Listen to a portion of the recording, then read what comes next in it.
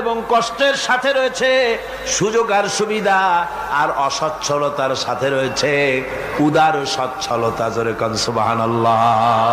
কাজে ভয় পাওয়ার কারণ নাই, হতাশ হওয়ার কারণ নাই। মন আশায় বুক বেঁধে রাখো।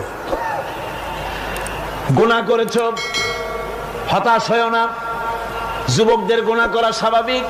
ইউনিভার্সিটির ছাত্র, কলেজের ছাত্র, প্রফেসর, শিক্ষক, অফিসার ঘুষ খেয়েছেন, জিনা করা হয়েছে, মদ খাওয়া হয়েছে, মিথ্যা কথা বলা হয়েছে, যাই কিছু করেন না কেন ভয় পাওয়ার কারণ নাই, নিরাশ হওয়ার কোনো দরকার নাই। আল্লাহ পাক ডেকে বলেছেন, কুল ইয়া ইবাদিয়াল্লাযীনা আসরাফু আলা আনফুসিহিম লা তাকনাতু মির রাহমাতিল্লাহ।